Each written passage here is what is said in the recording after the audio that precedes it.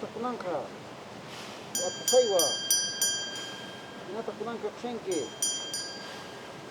sumak chaymi chisumak inima kunanka apuwana kaure sumak pusarek purerek ñamparek kunanka apuchikun apupumawanka sumak kunanka spinchaykis pusay ñamparis kunanka hinata kunanka kushenke sumak munarek purerek ñamparek kunanka unkis charikis kunanka apumachikuichu waynapikchu kunanka apuyanantin apumasentin hinata kunanka apushalqantay sumakta kunanka spinchasqa purerqa ñamparek kunanka kushenki sumak pusares ñamparesqa kunanka hinallataq kunanka kushenki hankuna kunanka chaymichi sumak inima kunanka hinata kunanka apuwayunika qasa sumak puriniyuq ñampaniyuq sumak chaymichi sumak inima hinata kunanka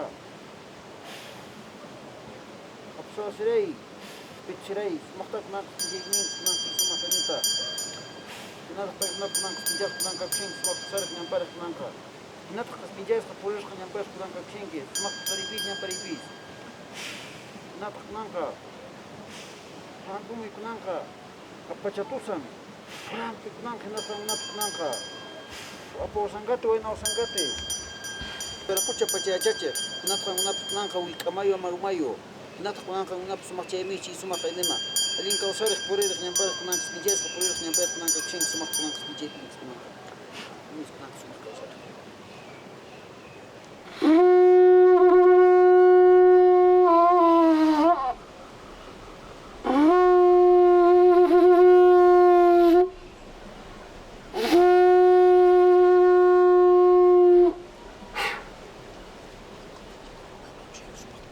Kausaypaq, it's a word of celebration, comes from Runasimi language. It's a very, very old language, as Sanskrit. Kausaypaq means it's a celebration that you realize that you have a good living, that you are choosing well in your life.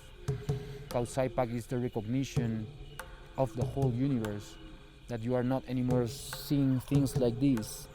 You are now recognizing that you are interacting with so much more and you have the choice to interact with in this universe.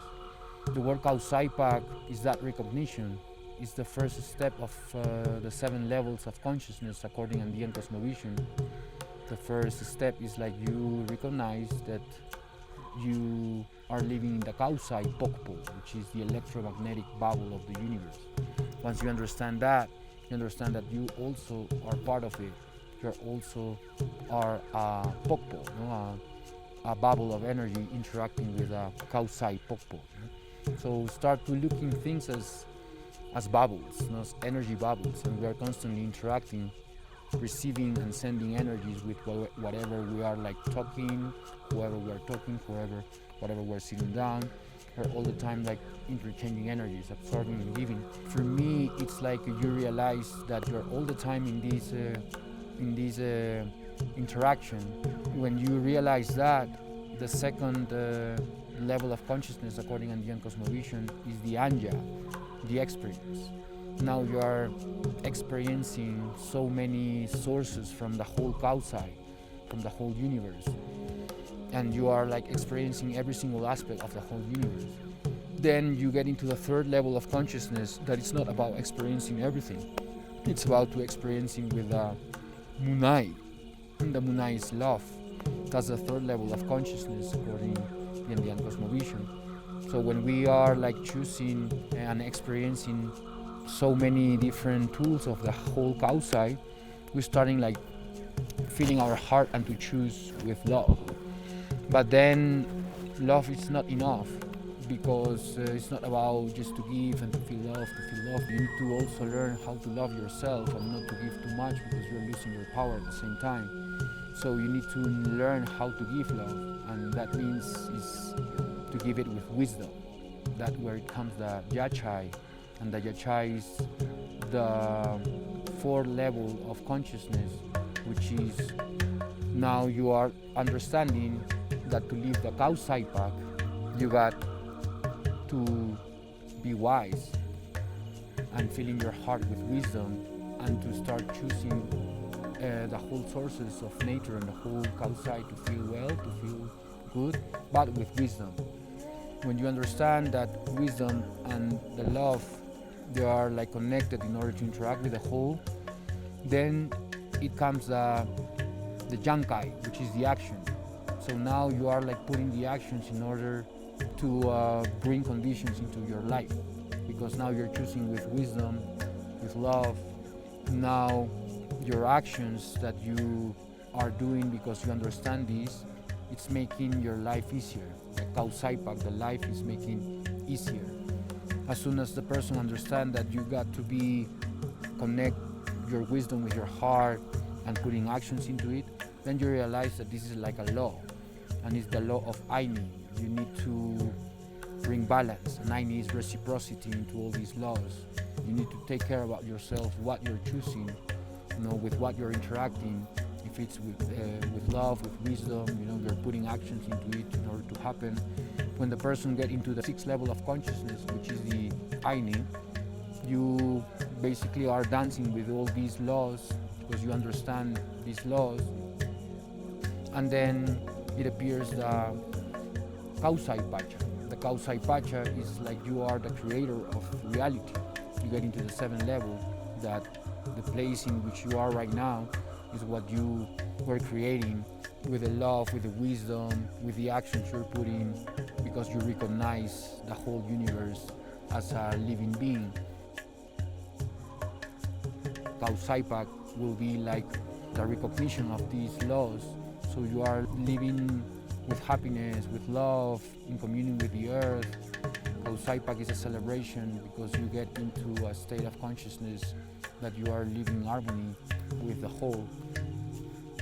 The Queros are the directly descendants of the Incans, that when the Spaniards they arrived here 500 years ago, the Incans they ran away to live up in the hills, in the mountains, and just like 80 years ago they came out, and many tour operators, agencies, they want to work with them because they keep all this knowledge. Queros is the only community that's still preserving this knowledge. There are several pachas, there are several spaces that's inside of yourself that we can interact with. When I was like talking with them, they were explaining me that we have this possibility to go into the creator, inside of us, into so many different pachas, spaces in us to understand more about ourselves. How come like they can know and preserve this knowledge for so many thousands of years? Because they were connected to the earth, and they don't have too much toxins and fake food that makes a trick to our genes. Genes wants to like activate the memory on us, but the signals that we are sending into our body with food, with drugs, or with propagandas, commercials, news, it's just like maintain us in a certain belief, certain frequency. But they don't have these beliefs, they don't have news, they don't have even food, they don't have that. Human beings, it has the capability to adapt. I think that they adapt into the mountains with so pure signals of the earth. So that means that you are so much closer into your essence because you are not eating crap and carrying fake beliefs and stuff. These people, they understood this because it was a heritage, but also because the mountains were presenting to them into their dreams and talking to them about what's going to happen, about the future, about the past, about who they are. They have like a connection with the mountains, and they understand the laws, and there are so many ways to understand this. My way, it was with the help of the wakas, the sacred places, the plants. Then when I met Queros, then I was like walking with the Queros. I think these people, they have the power to open up paths for you to really connect with yourself. Gaining so much knowledge from them, from the places, from the plants, from science, in so many ways, allows me to really to connect with the womb, with the origin. That's why it was called Cusco or Cusco, because it's the navel, it's the belly bottom, and it's the place of the origin of your roots, the place where you connect with your original roots or your original mother. So you can know about yourself, you can know where to go, who you are. I think that this place has so much for you if you really like start to go into these places and connect with them. You don't really need to have a plant in the place, you just need to sit down and to talk to the place. And the place will appear into your dreams as the mountains were talking to the Keros by their dreams. According to season, the Keros says that there now is the prophecy of the eagle and the condor that are flying together, and that's why they came out, because so many people are having a shift.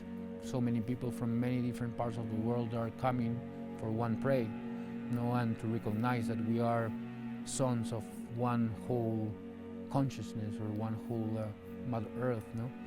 Keros for me are so important, so important, because these people, they show me so much what even I was researching in science, in quantum physics. What really is space, what really is matter, what really is energy, what's time, all these things, they understood that. But they have a different way to explain to you. When I go into science, and then I go with the shamanism, both are talking the same thing, but there are things that shamanism can't explain to you, and there are things that science can't explain to you.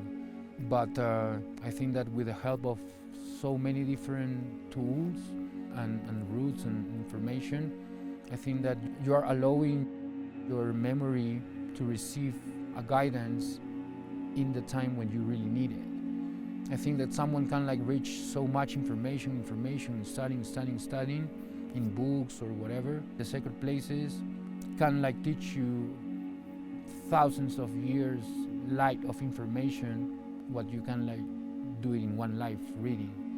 That's mostly how I learn. It's all inside of you. You go into this place and then you start to receive guidance, to receive stories, information, mythology. You can go every single place in the world just with consciousness, with the help of these portals for consciousness. I think we are here to start using these places as it was before, thousands of years. These places are waiting for you to really connect with them, to tell you so many things about your roots, what you're holding. There are places to release your densities, places to release the hucha, the dense energies. There are places to understand these sacred places. It has a role into consciousness, but you need to understand that every single place, it's affecting you in some way to heal you, to remember what only matters. These shifts was happening forever, all the time, and it's coming now again. It's written in the rocks, it's written in the temples, it's written everywhere by ancient cultures, how the movement of the cycles of the universe, our galaxy, how the sun is affecting the earth, how everything is affecting into a shift for us, to go down or to go up.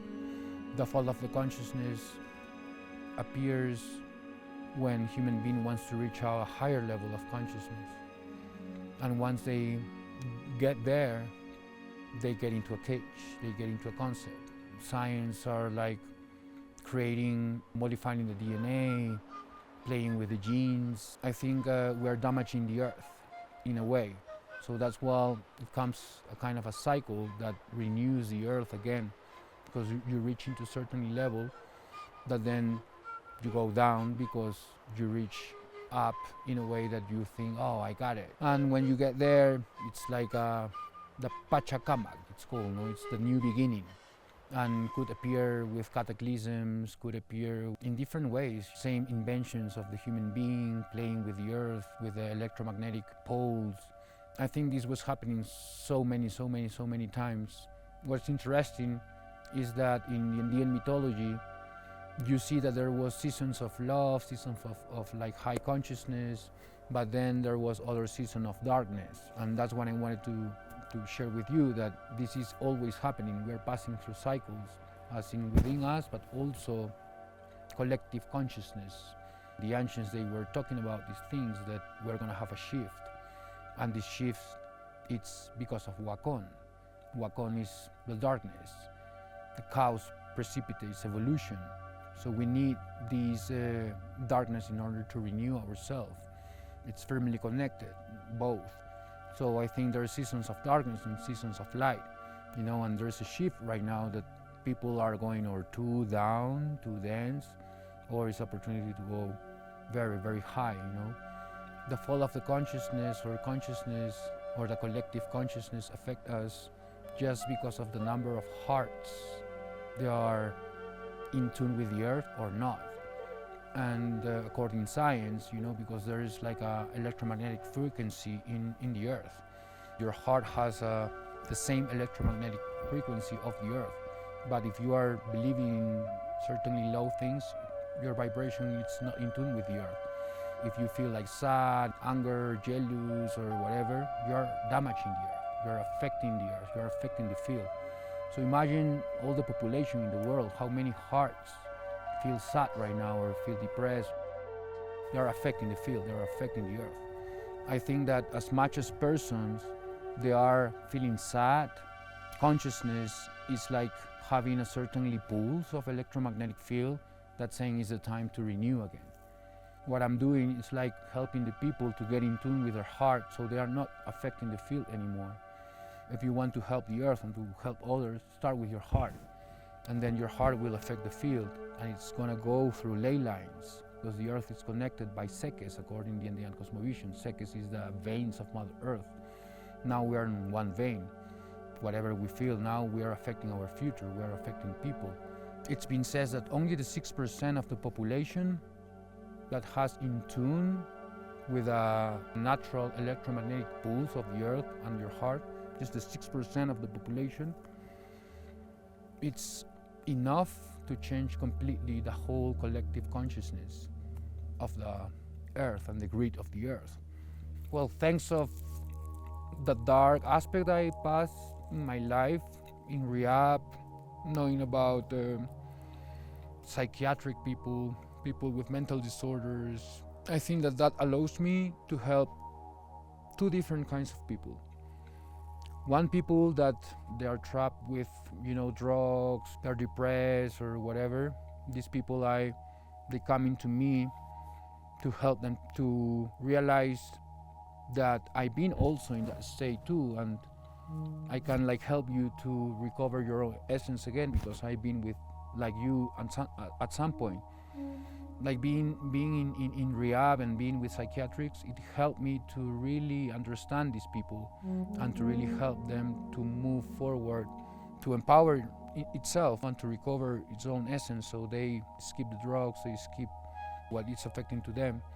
And I work with people that they want to heal others, people who they reach certain level of consciousness, of hypnotherapists, psychologists, different gurus, yoga teachers, sound healers, different kinds of people that they are healing, but they want to improve more with another different kind of sources of nature. I work with these two people, but there's a very clear pattern.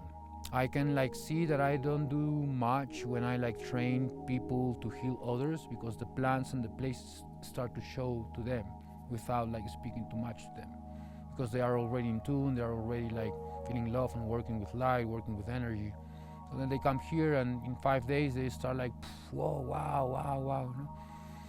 But with the people that they are not in tune, having depression, still with medication and stuff, I got to know what kind of medication, what kind of drugs you were having, what kind of vibes you're holding right now, because there's different kind of addiction, different kinds of behavior, different kinds of personalities that we engage because of the substance or because beliefs or traumas. Once I feel the person, I know what to give them, what's its process. And for these people, it's not easy, they got to challenge so much, because they are holding so much that they don't know what they really are holding. But when we use the places, the plants, we use shamanism, we use sacred geometry, we use meditation, we use all that, the person start to see it in a different perspective, what really he has, what really are his beliefs, what they're doing with his life. They first see the darkness, because they are not in tune with their own self. So they're going to see bad things, they're going to see traumas, they're going to see why they are taking this drug, or if my father was alcohol and I'm passing through this or whatever. Many things that you can not understand why you are engaged in that cycle. My work allows these people to see in so many different perspectives what you're holding and what you're doing with your life. So you receive like a kind of a slap, no? Boom, boom, pa, pa. You vomit, you purge, you pee, you poo. You start like taking out all these things that they are holding, but in an energy level, because we are touching the energy.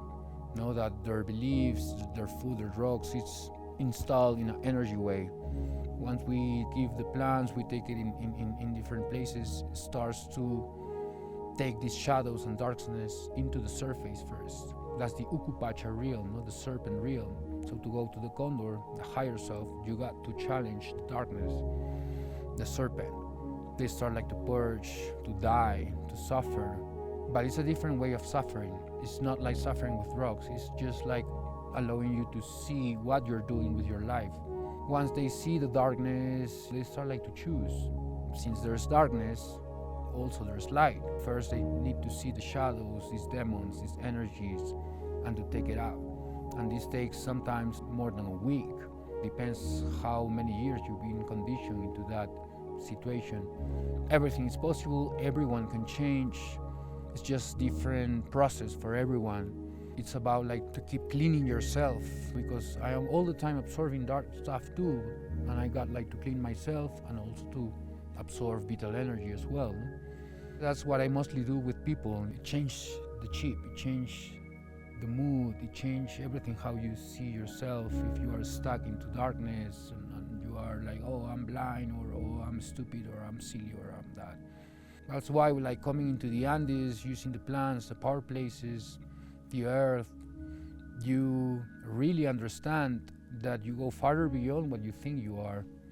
That's what I do, to help people to understand that there is so much that you are not paying attention, that it's there, and you are not paying attention, you are only distracted. It's just that, just distract. You're not sick, it's just like a distract.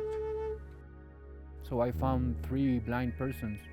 I talked to them that I want to give you medicine and stuff, and I gave DMT to one of them, and as soon as he received the medicine, he started like crying. And when he's opened his eyes, he told me, "Thank you for allowing me to see at least once," and he was crying. For me, this was interesting because, you know, we have a third eye, and the ancients, they were talking about the third eye, and the science says that our third eye, well, as the Egyptians, they were saying, it's our pineal gland. And our pineal gland, it has ocular receptors, it's looking upwards. It's constantly receiving signals. It's like a kind of antenna that it's catching signals every time what you eat, what you believe. But basically this pineal gland or third eye, it can be stimulated with breath work, with certain plants, with hypnotherapy, and you start to see it's what allows us to see in our dreams, basically. Once more again, it's not about like taking plans to see, because you can get into a loop, and that happens to me once as well. I received so much knowledge and stuff, and then okay, I want to go there, and was increasing the doses, looking for shamans and stuff, but I couldn't allow to go there. And as I was telling you, you go once. Once you show up and you understand this, then you got to put the work here. So then when you do ayahuasca again, you pass to another level. Ayahuasca and the plants is not going to show you more if you're not applying the work here. I understand that so many possibilities of these plants that even can allow us to see inside of us, and allow us to see even though if we don't have eyes. And I have so much reports that you see patterns. Like for example, people who can like see parents or people who loves, and it's not, they die, they pass away, and they're holding stuff in their heart. And then when we are into the spiritual world, we see them, we can connect with them. The belief that you have about a friend or family that passed away, it changed. And because now you know that it's in a beautiful place. But as there is beautiful places, there are also horrible places. I understood that our spirit goes into these fields or these dimensions according to the weight of your heart. How much you were giving, how much you were feeling love, how much you were feeling poor me about myself. So these are vibrations, that you are like shaping your spirit with that vibrations. And when you die, this mask goes away, and just it's gonna have these vibrations that you were holding for all this time in the 3D. So then when the body goes out, then this vibration, it goes attached to a certainly dimension that allows you to guide people, or maybe you becoming a rock here in the Kaipacha. But according to Andean cosmovision, the goal is to go back home, which is the Taita Inti, go back to the sun, to the source, go back to the light. But to go there, we have to give so much. As the stars are doing, the clouds, the grass, everything is interacting with. I'm so grateful to be human. I am a tool of earth to really help her, affect her in a way to help people. So many people, they are not applying what the plants they are teaching you, because then you are getting mad or bored or anger or whatever in your daily life, because you do shamanism here, leave your family, your job, everything, but then you go back into your life. You're not all the time doing this. It's about to bring balance, to take care about your goals, your wishes, your desires, so you are not just managed by that. You can do it, you can play with it, but go back into the center every time. The person who can allow to heal and to guide someone, it got to be chosen. And to be chosen, it's by so many different ways. For example, I be chosen myself, like being in drugs, being stuck in a dark side in my life, against my heart. That was a mood, a state of consciousness on me that I was trapped. But at the same time, giving you an opportunity to go into this dark aspect that could be in so many different ways, because it's choosing you to face your shadows, your darkness, so you can go beyond, recognize that, and then play with both, recognize both sides of it. When you are in a dark moment, it's in a state of consciousness that you are believing about that in a certain moment in your life. For you to really transcend yourself and to help others, it doesn't exist really a bad thing. It's something that you create because you have so much power, but you didn't direct it well. I think I see it, okay, Pachamama is giving me these moments, it chooses me to go against the wall, boom, bam, beam, beam, because she knows that I have the power to go from it and to really do something with it. That's how you've been chosen to be a shaman. It's not just by being touched by a thunder, how here in the Andean way they see it. You're walking in the mountains and if a lightning comes and it touches you, you almost die. And it says that God chooses you because you're being touched by a light, by a thunder, and you almost die. And that means that you are an alto mesa yog, because you survive into that thunder, but you receive a gift. That's how in Andean cosmovision they are being chosen to heal. You need to survive from it.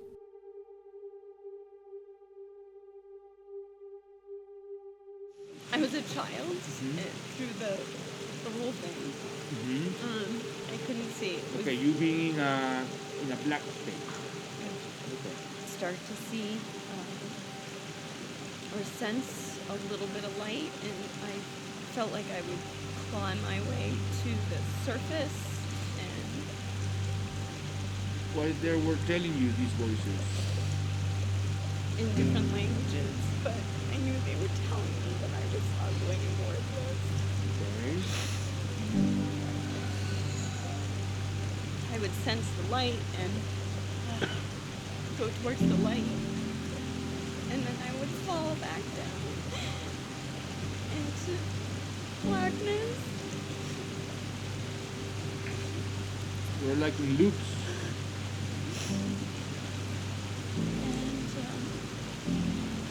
And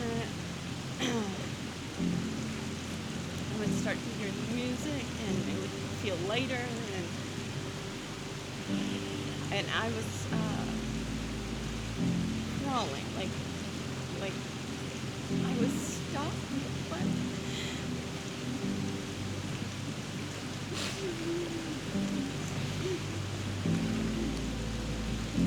You know that you did all this for all your family.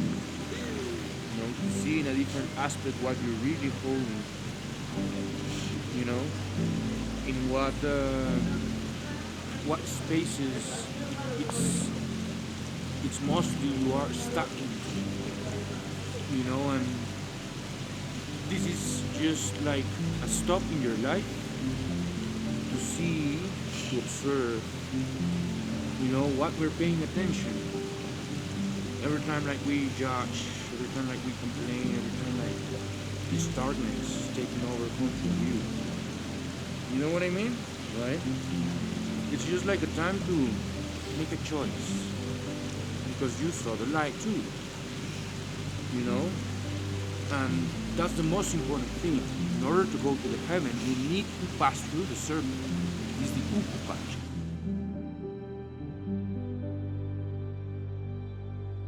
We talk about maestros, ancestors. We all have masters.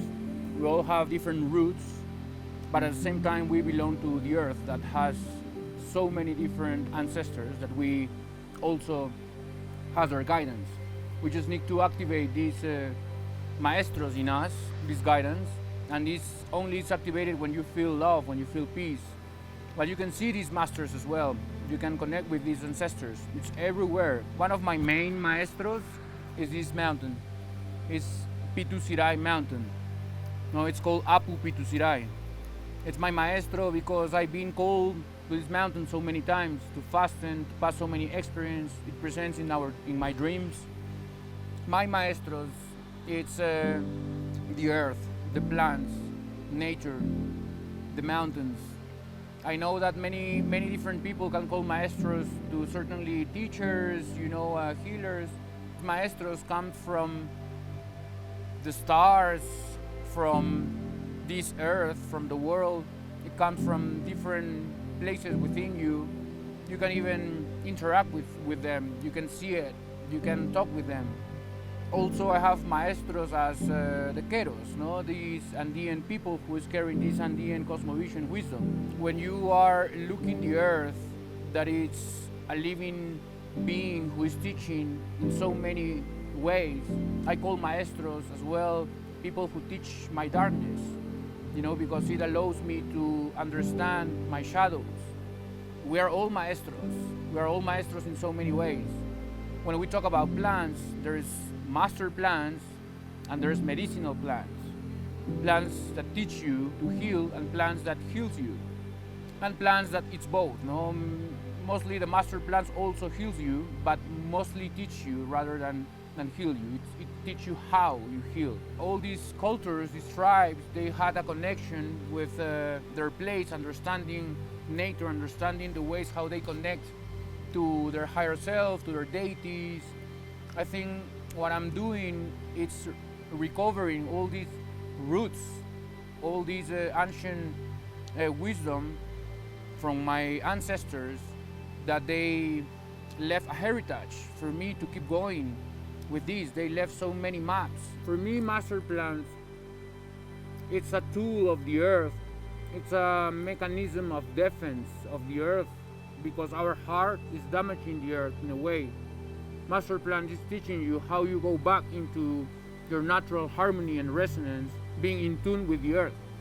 So the earth creates several mechanisms for you to understand your body, your mind, your heart, how basically you interact with all the whole.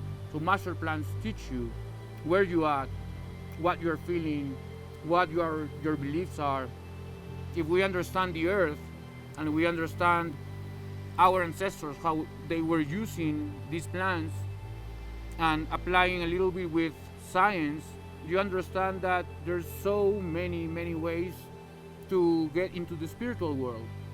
So I mostly said that master plants teach you about the spirit. Medicinal plants teach you more about your body.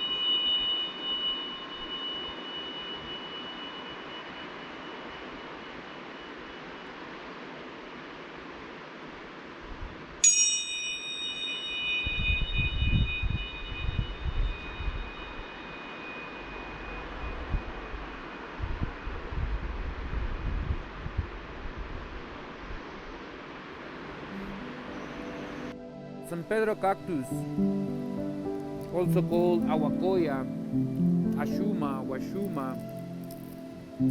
It's a plant that my ancestors were using here in the north of Peru by the Moches, Chimu, and Mochica cultures.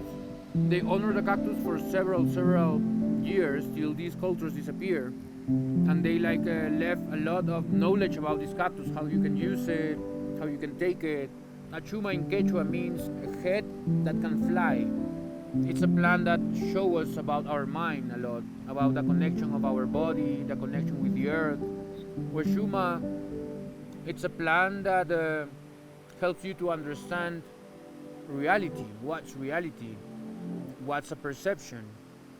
Washuma starts to break the illusion of your beliefs and start to teach you that you have a higher connection and a higher understanding. Washuma, it's a night plant. It's a plant that can show our dark side. It's a plant that can show us that we are carrying all the information of all the living beings. It's been said that ayahuasca, mushrooms, DMT, it shows you the why of things, and Washuma, it shows you the how. Washuma also helps you to be very present, very aware, very connected with yourself. It can make you to stop the hungry. It can make you to stop the cold. It gives you a lot of energy. Mescaline, it's a potent alkaloid, very similar to norepinephrine hormone. And norepinephrine hormone, it's a chemic that we segregate when we have 7 to 9 years old.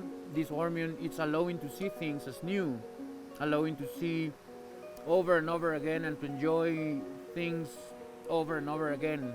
So it gives us this pleasant emotion, this pleasant feeling that we don't need anything else, that we are connected, we're provided, we're healthy, we're strong. There's different processes that Washuma can show you, in your evolution. Washuma was used a lot in Huaraz. There is different deities that the Moches and Mochicas, they draw in these temples. And when you drink Washuma, it's very often that you see this deity in your visions. And it's the guardian of the cactus. This guardian starts to do some surgeries into you, some energetical surgeries, in your energy centers. Yeah, Washuma also helps to irrigate the blood pressure. It helps to heal different illnesses of the mind. It helps to increase more dopamine, more peace in your life. The sacred cactus of Washuma introduced me to Jurema. When you're learning with some plants, then the plants introduce you to another ones. Shows you how you can continue with other plants and integrate all these spirits into your own spirit. Jurema, it's called by the tribes in Brazil, in the Amazon jungle. It's their ayahuasca. The scientific name is Mimosa hostilis or Mimosa tepescohuite in Mexico. It grows in Brazil, Mexico, Guatemala. And it's a plant that I connect a lot. I had very powerful experiences in these places with this plant. Mimosa or Jurema, it's one of my favorite plants. It's very special. It can take you away from your body rather than Washuma that shows the connection with your body. It's completely opposite. So Jurema shows you more about the spirit, shows you more about dying. You die and you are in spirit interacting with different divine places, that resides within you, in different dimensions. Jurema, it's a plant that shows you dying is not bad. You can die so many times. You can meet your people who loves and passed away. You can see them. Yeah, Mimosa hostilis or Jurema has DMT as the main alkaloid, and DMT it's an alkaloid neurotransmitter, an hormone that you even have it in the lungs, in the kidneys, in the pineal gland. You dream, you are creating little amounts of DMT in your pineal gland that allows you to see these dreams. But when you take DMT, an exogenous DMT from the plant, it creates such incredible amounts of quantities of this neurotransmitter that allows you to see with being aware, being conscious. Because when you dream, you are unconscious. It's like having a lucid dream. You know, you are awake, but you are interacting with the spirit. Jurema works in the pineal gland, in the crown chakra, the crown and the third eye. You know, you start like to receive guidance, a lot of intuition, you have a better vision. It's an amazing antioxidant, anti-neurodegenerative.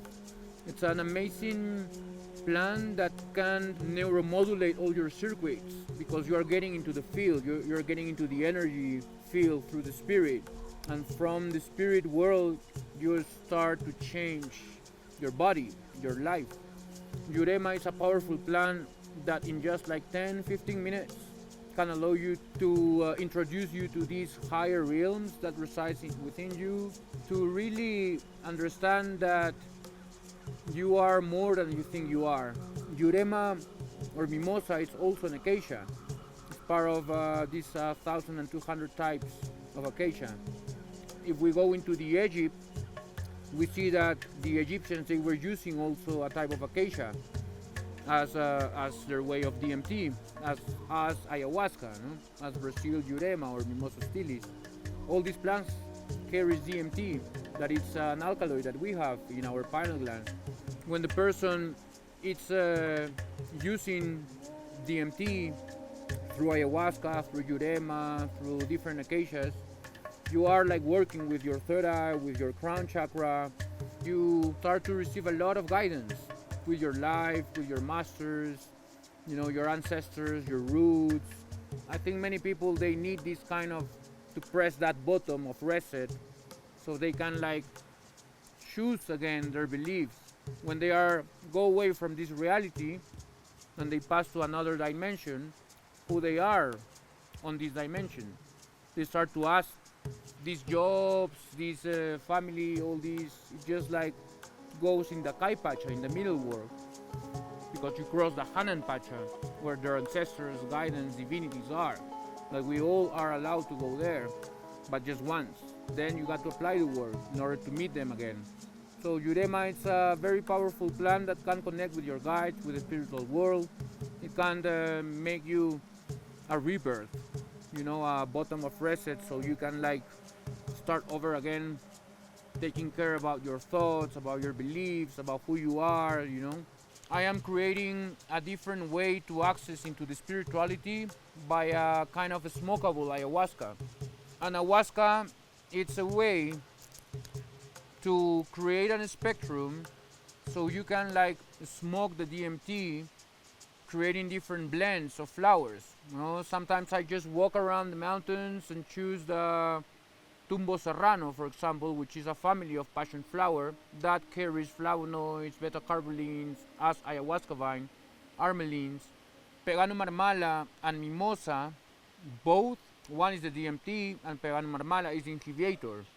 It's even 3 times stronger than ayahuasca vine. I use the Pegano marmala, I extract the alkaloid of DMT from the mimosa, and I transfer the DMT into the Pegano marmala with the passion flower, with the lotus flower, with some coca, with some lavender. All these blend of flowers, it has a spirit. You know, sometimes when you smoke all these blend of flowers with the DMT that I extract from mimosa, these flowers present in your vision start to guide you. And there are several different blends. You know, for example, there's blends that I use for the heart chakra. I use like coca, which works in the heart. I use reishi, that also works in the heart. Bobinsana, which is a plant that it's mostly used for dieting before ayahuasca to open your heart. I use lotus flower, calendula, hanyuka. Different blends affecting different power centers.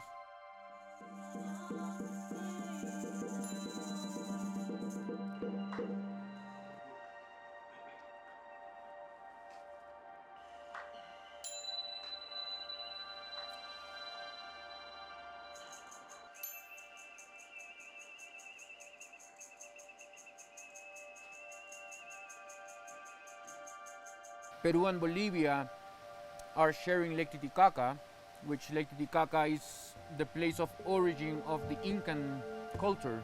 What is interesting is that these Wilca seeds appears in so many different parts in Chile, Argentina, in Peru. Wilca, it's a plant that really will show you how strong you are, how perfect and divine you are, how powerful you are. It's a medicine that can make you to dilute all your ego completely, all your perception of reality, and from the body you start like to clean and to purge while you're having several visions about your past, your future. It's a plan that really connects with your family. I mean, in this life, it can take you to some situations with your family, allows you to understand why you have these kind of emotions, beliefs. It's a special plan that for me, it goes to heal your lineage, to heal your family. Psilocybe mushrooms, or also called Niños Santos by Maestra Maria Sabina. There's different countries that they use different medicines, but when we talk about mushrooms, we can go a little bit into Mexico, we can go a little bit into Indonesia, India, many parts of the world. We can see a lot of footage of the psilocybe mushrooms. It's been called the meat of the gods by the Greeks. This master plant, it's a plant that can like show you how playful you are. It's like inner child awakening. It works in the heart. It opens up your heart. There's different kinds of psilocybe cubensis, more than 300 types. I work mostly with apes, with B+, with pink tie, with Melmac, with golden teachers, and every single strain has different kinds of cocktails of tryptamines and alkaloids, different kinds of sensations. It improves mental performance, imagination, art, improve happiness. I use this plant a lot for people who are having depression. When they are so depressed, in properly ways of dosages of psilocybe, they can like increase this chemistry of the brain to create more serotonin and dopamine. Most of the psychiatrics, they give antidepressants, which they are just switching off certain receptors because the brain can't create more serotonin. But why you don't like help this person to create serotonin, to create happiness, instead of switching it off the receptor? I think that psilocybe has this potential to increase quantities, amount of oxytocin, of serotonin, of dopamine, melatonin. So you start to neuromodulate all your body, all the circuits in your body. But this needs to be taking care about the dosage. Also, this is not for everyone. We need to know what kind of a problem the person has to know what kind of plant you're gonna serve. But psilocybe, I work for depression, for stress. In dosages more than 3 grams, you had like a very intense journey and connection with the spiritual realm. Mushrooms is one of the only plants that it can be grown every part of the world, basically. But you need to recognize these mushrooms because you can die just eating the wrong one. One of the most important plants for me and for many Andeans here, powerful plant that can allows you to connect to a mind and heart coherence. You are not too managed by your emotions. You are not too controlled by your emotions. You're more like connected into your mind and heart. It allows you to have a lot of strength, a lot of energy. It has the power to transmute things. It is the most complete plant in the world that carries so much vitamins, minerals, protein, and even you can leave only coca leaf. I know Andean people chewing coca leaf all their life till 100 years and still carrying sacks full of feed. They're so strong, and when you ask them, hey, you don't have illnesses and stuff, Yeah, because I always chew coca, and coca makes me to feel very strong, and I never get ill. These people, they don't know doctors much. They don't. They live in the mountains, and they are constantly chewing coca, working all the time with the lands, with the fields. Coca, let's say, that allows you to storage more energy when you feel like too weak, when you don't have oxygen in altitude. The reception of oxygen, it's too low. So when you have coca, your cells start to activate and to move, your atoms start to accelerate, start to vibrate so high, and you start to storage more energy in every single cell in your body. You are more like centered, more connected to yourself. Coca is the intermediate between the spiritual world and matter, no? Coca can tell you so many things. It also can present into your dreams, can receive guidance. It's a master plan that can guide you. There's people that they chew coca, for years, but they don't have a connection with it. You really need to understand all the plants has different phases, different stages that interacts with you according how you interact with the plant. Mambe is the way how the Shipibo people from the Amazon jungle they use it, because coca, as I am chewing it, is how the way in the Andes they use it. They just chew it. Mambe, it's basically the coca leaves harvest. They harvest a lot of coca leaves and they toast it a little bit. Once it's toasted, they grind it, singing and praying into the coca with big trunks in a hole in the middle, and they start like to smash the coca, making it a powder. Instead of chewing it, you just grab like a small teaspoon that is the same quantity as a full bag of coca leaf. So this teaspoon goes into your mouth instead of chewing it. When you keep it there, you start like to feel the effect of the coca being activated in yourself. You start like to breathe deeply, your breath start to change. The tribes of Witoto says that you can have decisions or you can talk if you are not chewing coca. Rape or Hape or Rome has different names. Rape comes from the Amazon jungle of Brazil, from the tribes of Yawanawa, Noquecuin, Punicuin. Rape as a psychoactive plant has the tobacco. It also has different kinds of plants that has healing properties. There's thousands types of rape, and this is created by these tribes and different kinds of blends of plants that they make into a powder with a mix of the tobacco with some fossils or bones of animals that also its DNA, its memory, carrying for thousands of years. They have the belief that when you are using this blend of tobacco with these plants and these bones, you are basically activating other cells that you are not constantly activating. So rape help us to go into a normal state. It gives us a chance to choose again our beliefs. It's a way to center ourselves, to be grounded. It induces a short meditation of like 5 minutes, and it increases the immune system. It allows you to activate the 2 hemispheres of the brain. It cleans your lungs. It's a powerful plant that can like create more energy into you through weakness, because it induces certainly weaknesses, a kind of dizziness, but at that moment you are like going into the field. You are like feeling a lot of energy, a lot of waves of vibration into the body. Rape starts like to expand in all your body, allows you to connect different cells that was inactive. Rape allows you to bring you back, to bring you back into the center, to have another opportunity to start over again. Rape is one of the first plants that I give into the person so it can feel weak.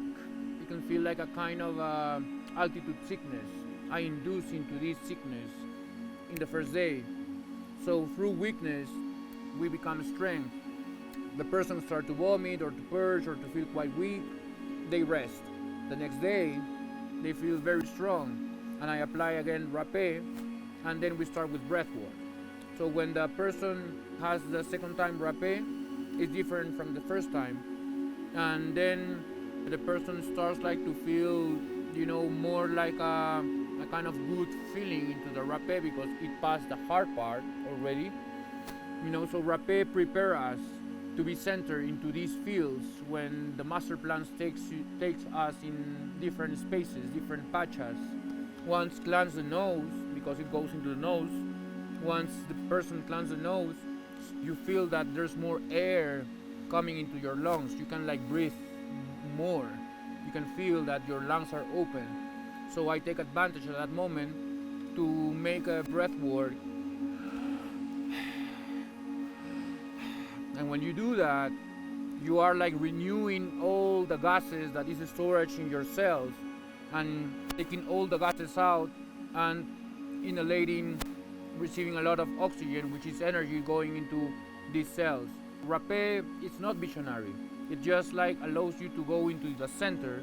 So with breath work, it can like release better the chemistry of the brain with DMT endogenously with a technique of breath work.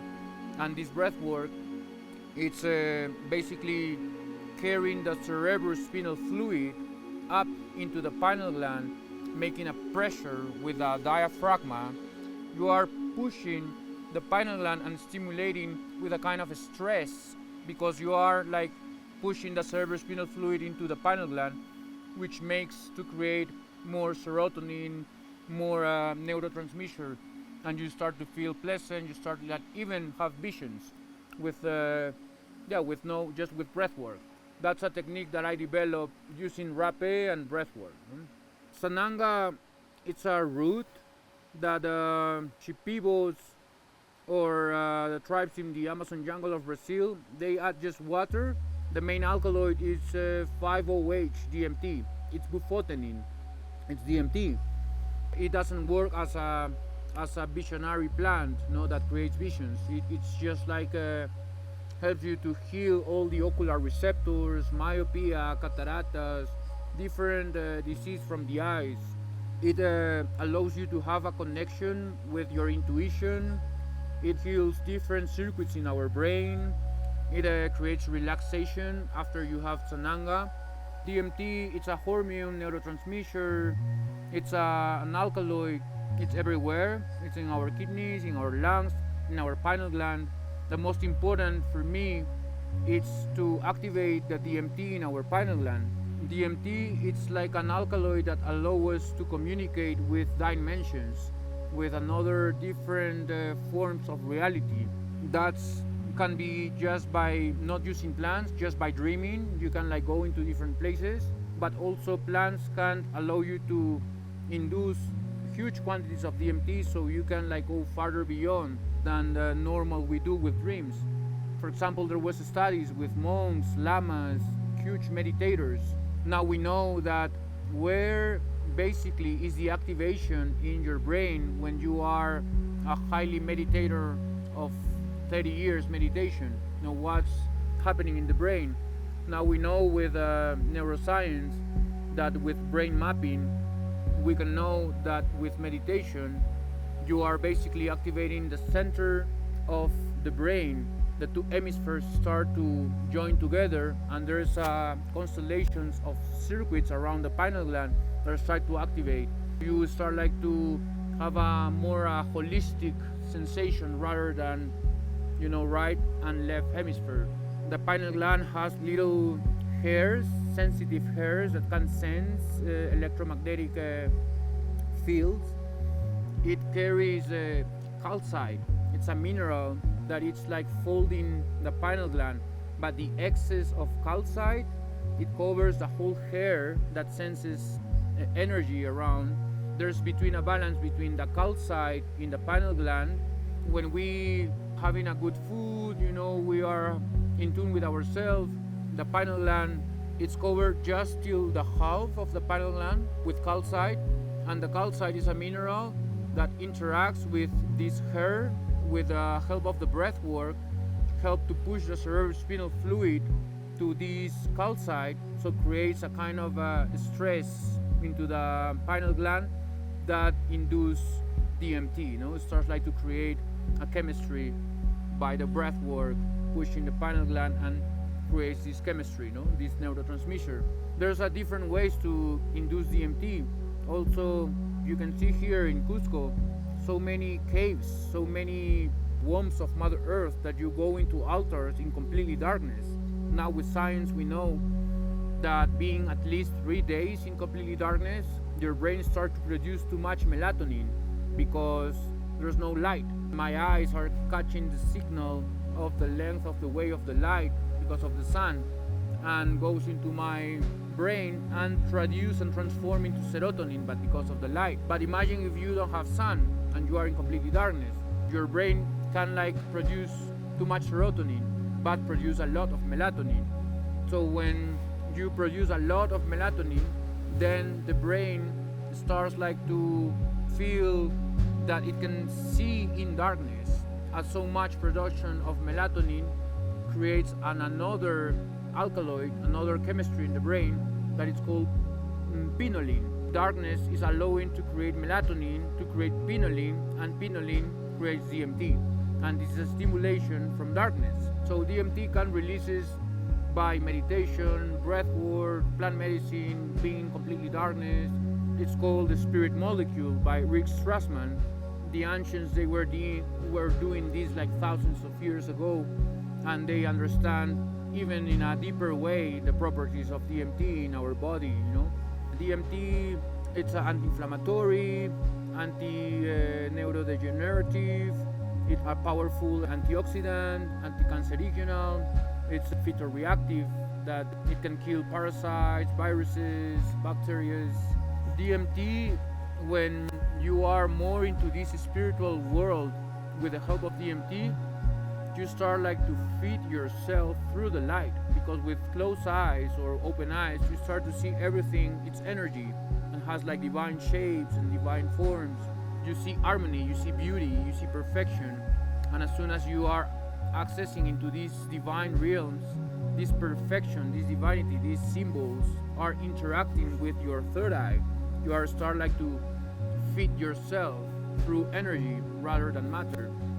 I definitely was praying for some gentleness and some lightness, and I got that. You got that? It really wasn't until we started walking down that I was oh wow. Then I was laughing, and these 3 monkeys were I don't know, I think you were so sassy walking down the mountain, and then we'd be like, Sarah, and you turn around and you'd be you just had your whip. I don't know, they just I even got lightness out of that, there wasn't any chafing, oh, this person is annoying me, or they're too loud, or they're too, everything was just right, it was right. You can observe yourself, Yeah. You can have the chance to observe yourself, because you were judging, respecting, that.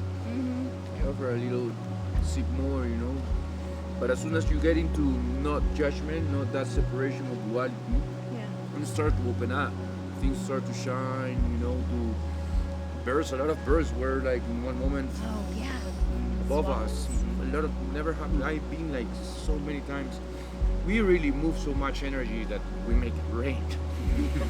Really. Sometimes when you lose the attention of nature, and we are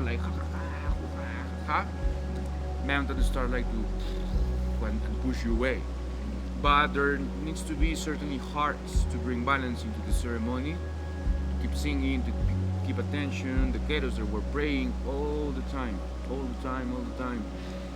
keep in balance while you are doing your stuff, But the rain comes, some stuff, and then it changed, and comes and changes. It was so nice. All these duality aspects that we are interacting with the weather, with the field, with everything, and we were fogging on time, then we open up, it was quite the same,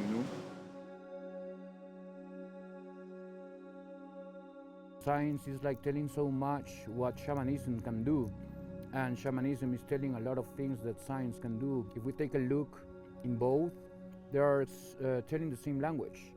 And in neuroscience, we can know what's going on with the brain, the heart, the body, when you are in certain state of consciousness.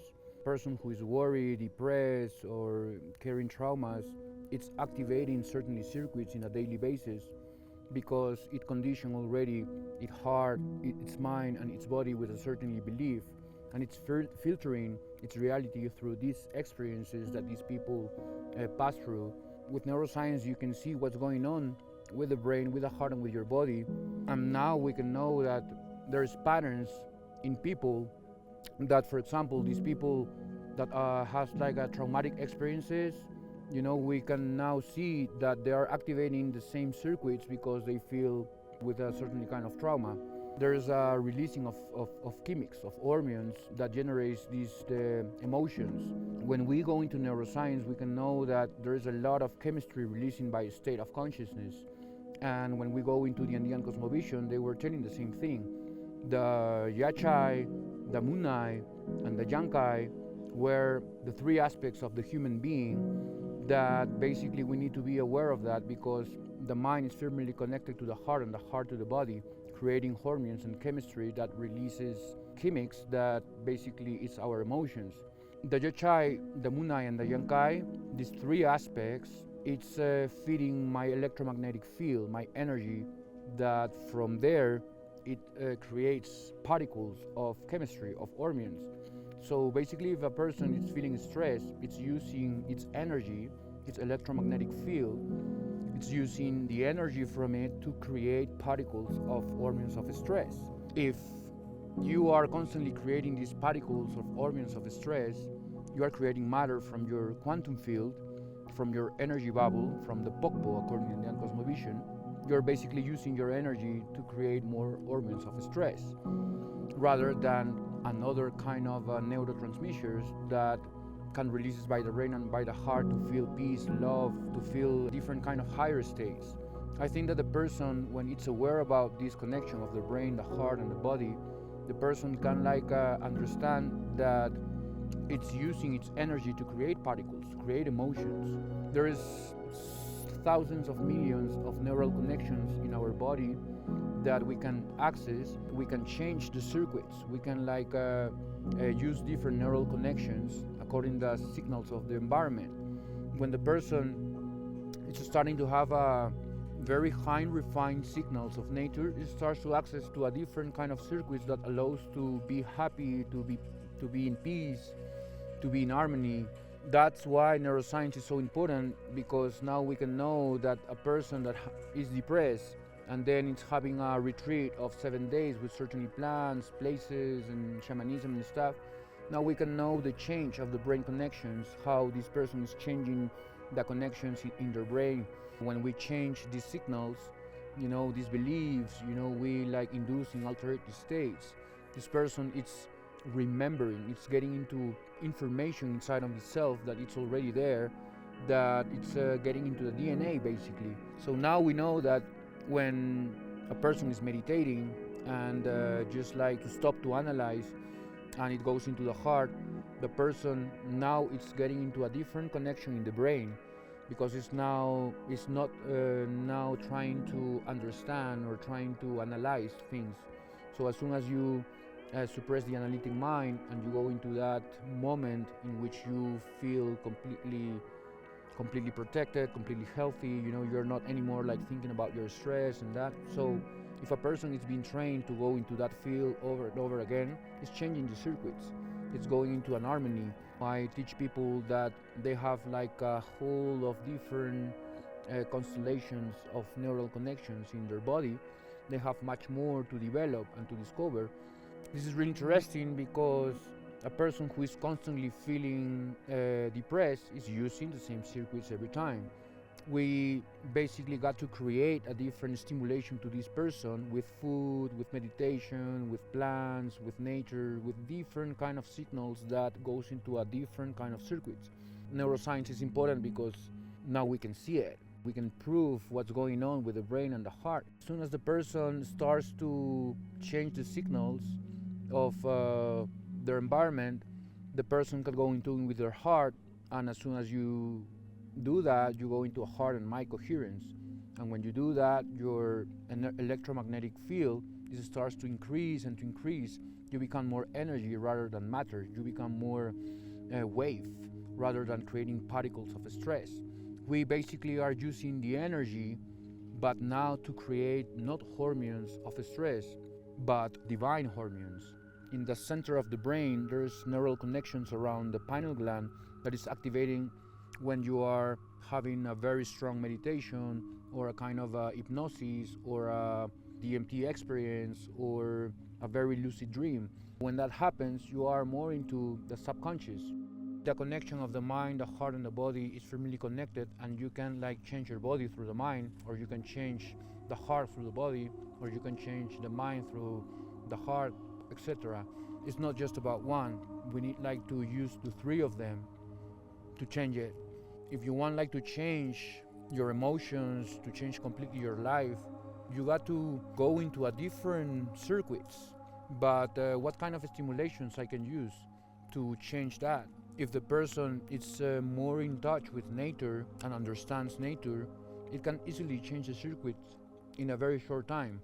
But it really needs to leave all these stimulations for some point, to leave all these stimulations and give yourself to another signals.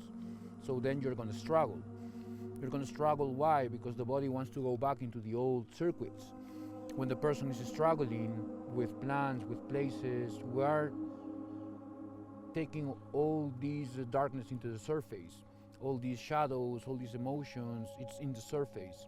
It's appearing the circuits that he already is using in his daily basis. But here, when we do the work with plants, with nature, with the places, with shamanism, the person starts to struggle with the old circuits, but in order to change it, we take that into the surface, and then we can see, oh, okay, that's how you feel.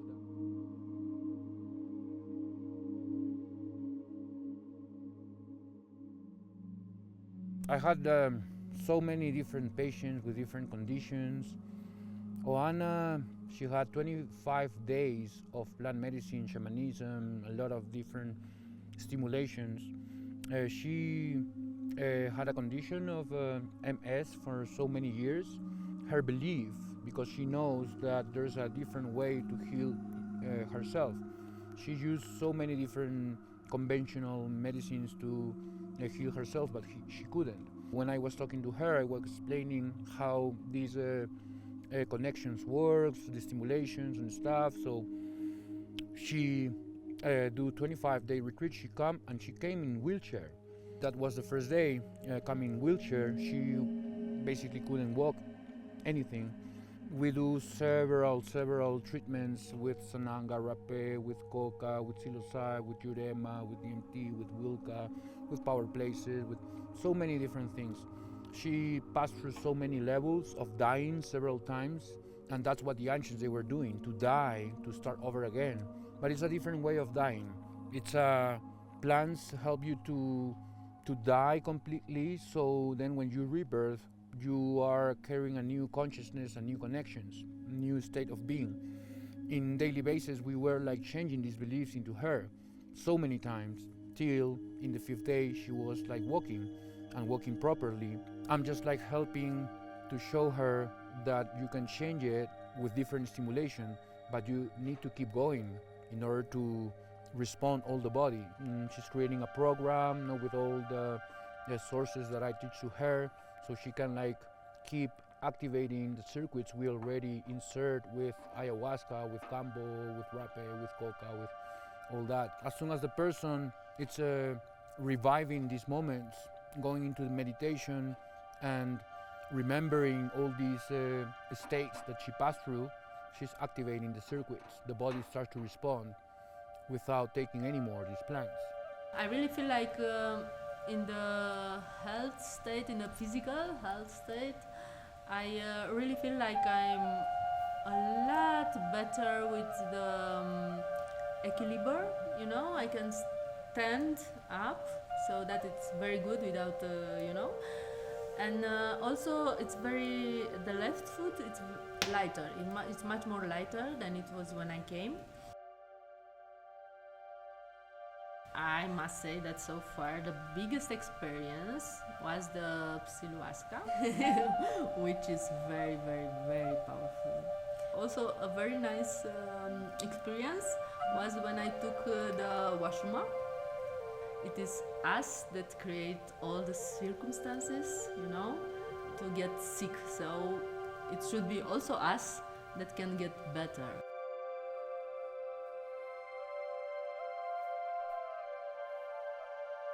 According to Indian cosmovision, Chakarruna means a bridge man who help others to cross, consciousness. When I speak with the Keros, they told me, hey, you are this type of shamanism, this type of, because I work with a divinity rather than the mountains and Pachamama.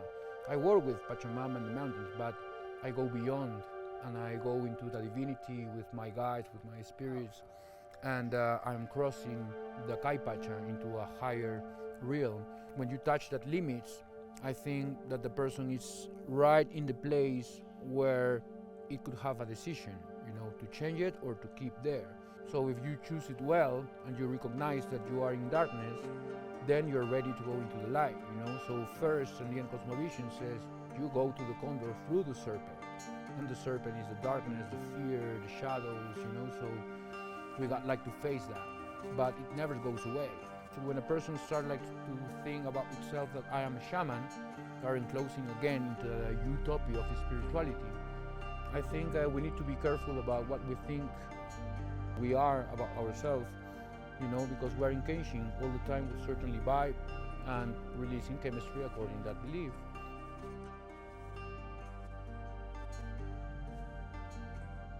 When you go into master plans and shamanism won't explain you the chemistry behind the plants. And thanks to certainly researchers as Claudio Naranjo, as Albert Hoffman, Dennis McCannon, or Alexander Shulgin, are persons who explore consciousness using several plants around the world and understanding that, okay, I can go into this field not just only using ayahuasca. You can explore consciousness just in your yard, in where you are, just like knowing about which plants are around your country.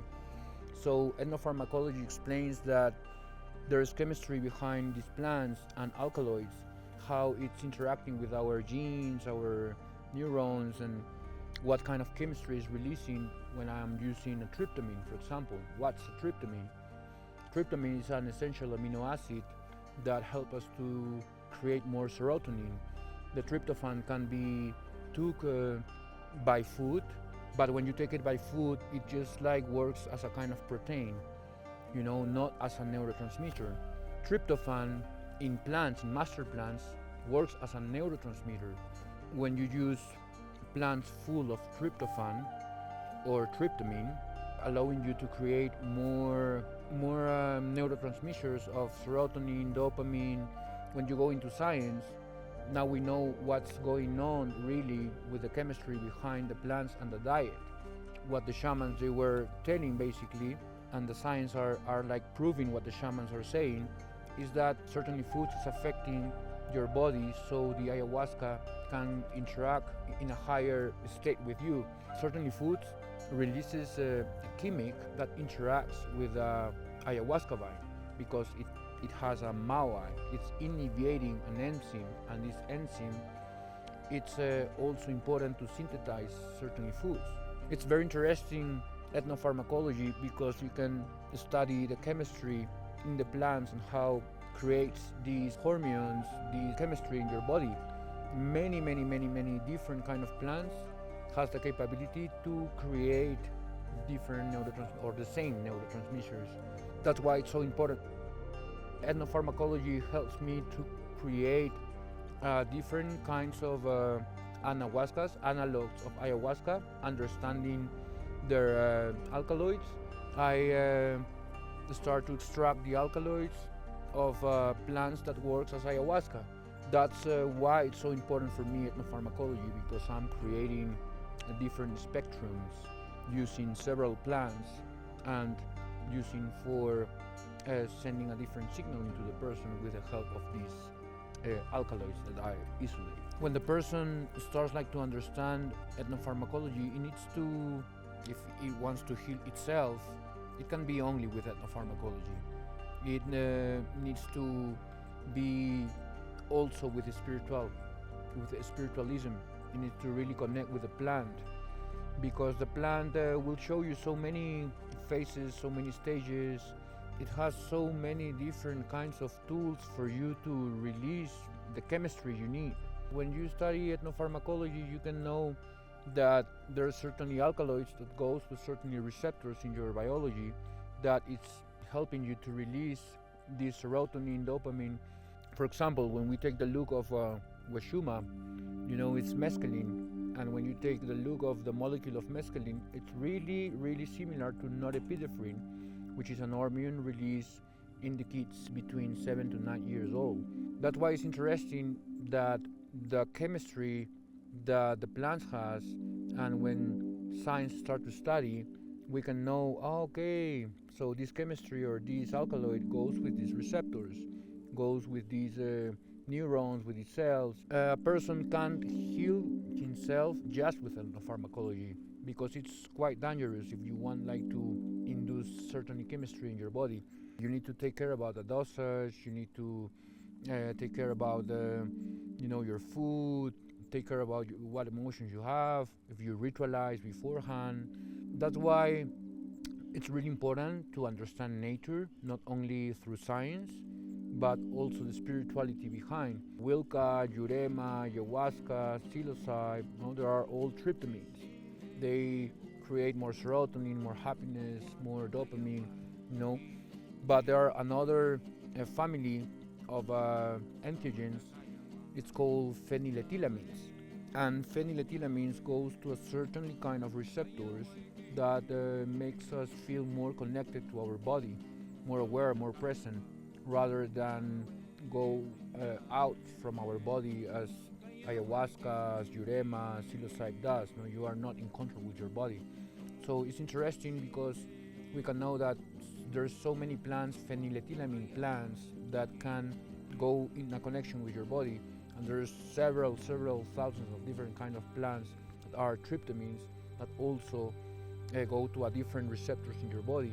When we understand that, we can use different stimulations to activate that chemistry that you couldn't release.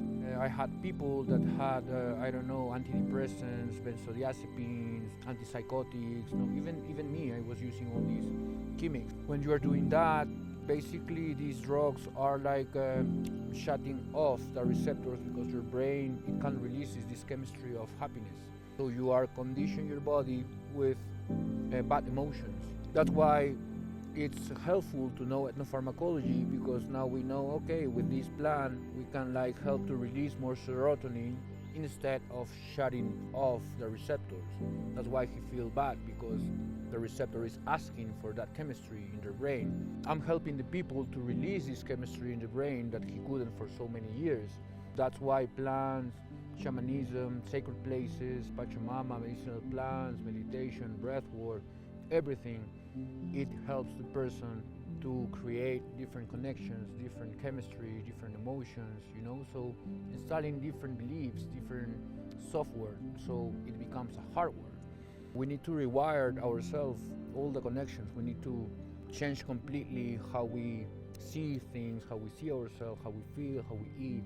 When you do that, then the person starts to release this chemistry and starts to be in its homeostatic rhythm, which is carrying my vital signals. I think so many people are trying to heal itself, just trying different plants and entheogens. They have the information that these plants could help you, but there's a big percentage of people that they didn't get anything, even though they try ayahuasca several times and mushrooms and stuff. They lose a very important thing about that. Our consciousness is affecting matter. It's affecting, if you are using a plant to heal yourself, in which kind of vibration or which kind of consciousness you are using this plant to heal yourself. You feel there's doubts, there's certainly doubts, because you are doing this by your own, just researching ethnopharmacology. with science, you just get into a point. You understand, okay, I'm gonna release this chemistry using these plants and stuff. Yeah, I'm gonna use mushrooms and stuff to release these, but you forgot that consciousness is affecting the mushroom, is affecting ayahuasca, is affecting that. So even though that you're using mushroom or ayahuasca several times to heal yourself, you're gonna trap into a loop because you're not applying what the plants are teaching you. It's not gonna heal you in one moment. You need to apply what you learn into these dimensions, into this world first. That's why I talk with many people. Yeah, I had mushrooms like 10 years, I had like this and that, but I like never, because you had a belief about that. You maybe use it for, I don't know, for just to enjoy the moment, or just like I'm gonna try, you know. You didn't ritualize, you didn't really give the power to the plant to really work in yourself. You know, the belief is cutting this interaction between the plant and you. The person needs to understand you got to ritualize, you got to make it sacred, you got to give really the power of the plant to heal you. It's not just like understanding the science and the chemistry. The plant will test you, it's a spirit. It can heal you, but you got to put the work too. When a person is like experiencing with ethnopharmacology and trying different plants by its own self, you're not gonna gain much if you don't use spirituality, if you don't ritualize, if you understand that really it's sacred and can like go into this spiritual realm into you and change. If you are give the power, you give the faith, give this communication into the plant to allow to connect with this person, then the plant starts to work in him. You really need to be connected with the plant first, you know, in order to really go into beyond what this plant was teaching you. You know, I learned this with Washuma because I was taking Washuma for 15 years. The last 5 years, it was showing me so much more. So I understood that consciousness is affecting your life, is affecting all the tools that you're using in your life. The person that really understands that its awareness, its consciousness, its belief, understands that it's creating reality, and you give the power to these plants to really change your way of being, I think the plants will test you first. Many times. We need to be aware about that we got like to really connect with the plant and ritualize.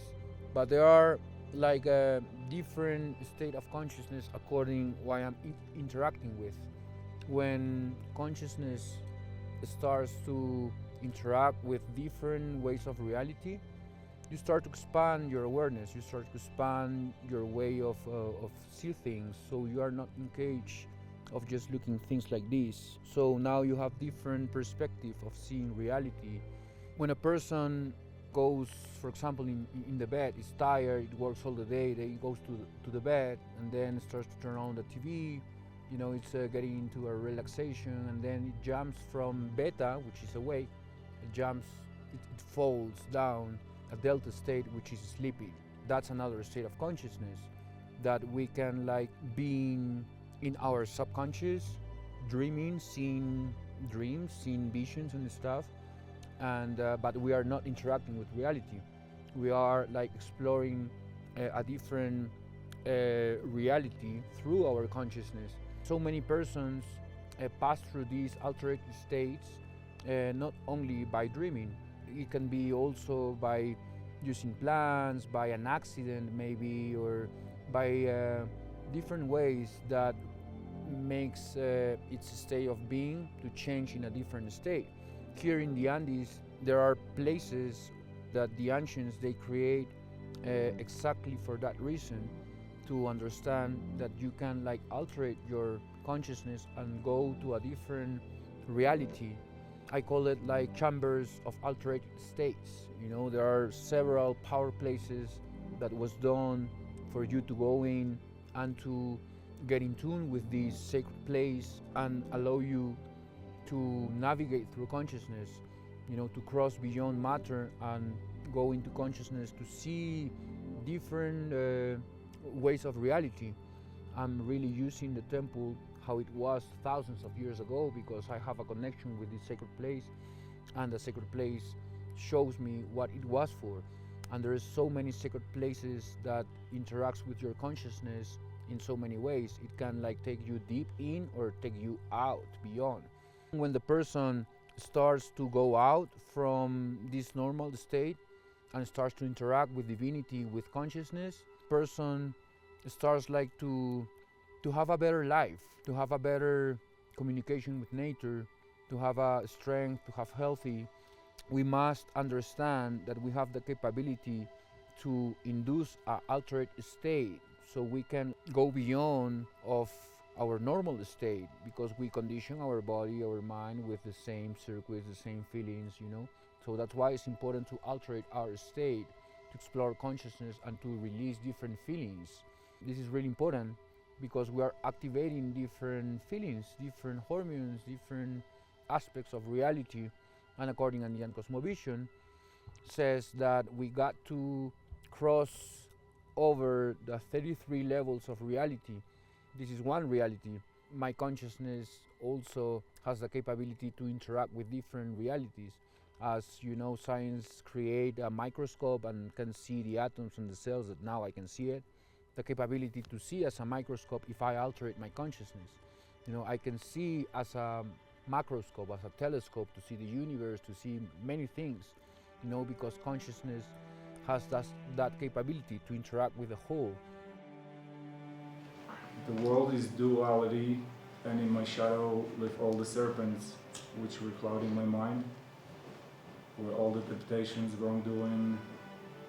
Suddenly I felt like I get to purge and let them go, and I was like pushing them, but like they were like no. So I changed my approach and I said, thank you for being with me for 45 years, but now it's time for you to go home. There we go.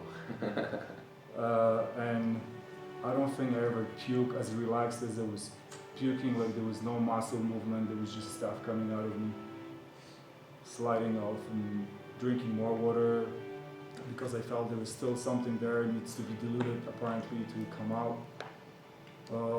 And again, coming out, it was happening back and forth. I had my estrus helping me towards the end of it and pulling other stuff out of my back and vomiting for me.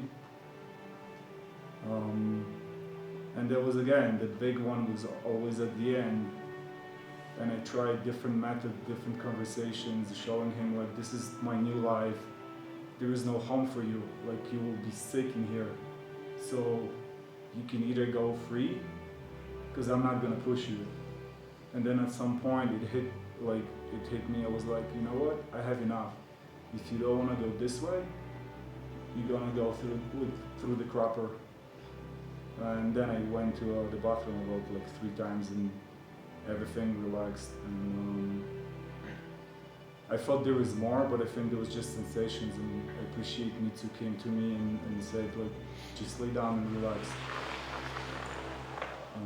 Because again, they see more than I can see in a moment.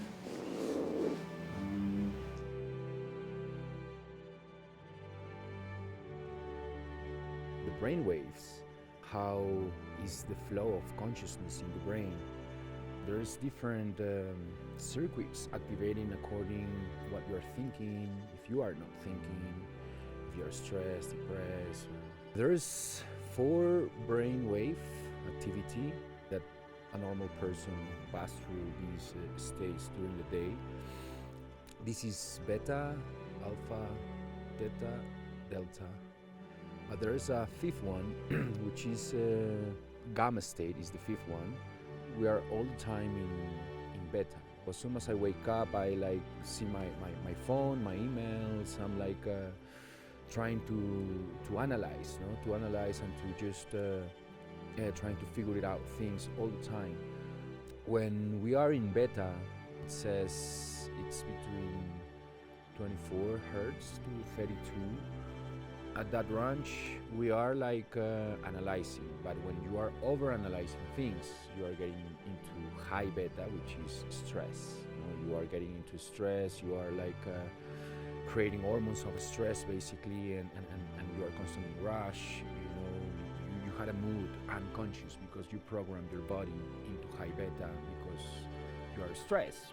At some point, if you condition your body into high beta for so long, this is going to create an illness. When we see the brain with brain maps, with EEG, these devices that we can see the state of consciousness of a person, what kind of a state he mostly is according his life. Beta and alpha are conscious, you are still awake, you're here, but theta and delta, you are in the unknown, you are in the unconscious. These four brainwave activity, we pass through all the day this, but a kid is always in alpha.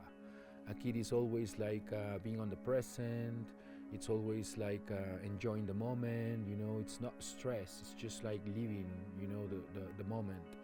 There's a brainwave activity on the kid, and we can see that it's completely healing all the time. It's not like stress, so that like cuts the flow of the energy fields, so doesn't allow the healing to appear. When we are constantly in beta, we are basically all the time analyzing, right? And then in which time, if we think about it, in what moment on the day we really sit down and just being an observer of all the things that we are not paying attention. I mean, your heartbeat, the flow of the blood in your veins, and that happens when you go inside of yourself. You're not outside. So beta and alpha, it's outside, and theta and delta, it's inside. So when I close my eyes and I just stop thinking, analyzing, I am suppressing the analytic mind, and I'm going into a different part of my brain, which is the limbic brain. And there is where it's moving the flow of the consciousness from the neocortex to the limbic brain. And in that center, in that part, you are more holistic. The oscillation of the different kind of neuroreceptors, neurotransmitters are having connections, but in the center of the brain, in the middle of the brain. So, we have two hemispheres. One that it's more imagination, and more creativity. The other that it's more the memory, and all what we hold on in ourselves. So dividing these two hemispheres, we are constantly separating things and trying to conceive things through duality. But when we go into meditation, we slow down the brainwave. We slow it down, we just not think anymore. I don't know who I am, where I am, and when I get into that moment, into that space, the flow of the consciousness passes off the limbic brain, and you are getting into alpha, you are more into a relaxation, If you can hold on for a few minutes in that space, I think it's that you're mastering your brain to get into that, because not so many people has the availability or the ability to really cross from beta to alpha. They can just sit down and in 5 minutes, be relaxed. They are losing their time, basically. They are feeling that they are losing their time. They are not in the moment.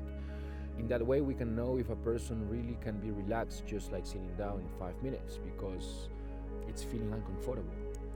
When you mastering how you slow down the brain wave through different kind of stimulation, not just meditation, you are going more into the harmony, because you are not thinking. So when you are not thinking, there's a divine order inside of you that takes advantage at that moment, because you are not thinking, analyzing, you're not going against your heart. When we are in tune with our heart and we are feeling our heart and going into that field, this electromagnetic energy starts to higher up, and your brainwave starts to slow down, getting into a heart and mind coherence. And when that happens, you start to heal immediately. It's instant healing. It's really, really incredible how the body has the capability to heal very easily, but we need to know how to cross from beta to alpha, then to theta. When you get into theta, you're basically in the getting sleep, falling asleep, So high meditators, they can hold hours, being on theta, just sitting down. Mastering the brain is like going into the unknown, but aware, not unconscious. When we get into the bed and then we are falling asleep, at that moment we are like healing. There's 3 cycles of deep sleep that we pass during the night, and there is a whole chemistry that is going on when we are in very deep sleep. When we are there into this very deep sleep, we get into low delta, very, very low delta. So when you are in very, very low delta, you are starting to heal even quickly. You are creating more melatonin, hormones in your body, the blood pressure, everything starts to organize, to heal all the cells, taking advantage that you are not there stressing yourself, That's why the doctors also says, hey, you got to rest, so you can heal yourself. The body and the mind and the heart, it's firmly connected. But if I'm constantly thinking, I'm not giving the chance to my body to heal. So it's just only when I go into bed. We need to master in the brain how to go into alpha, theta, and if you can go into delta, that's incredible, that's amazing, because you are doing in an aware way, not just falling asleep and getting there, But if you can go there by just going into a sacred place and sitting down and feeling the energy, and mastering to go into the unknown, going into this field, into your subconscious, but being aware. There's a fifth one, which is the gamma.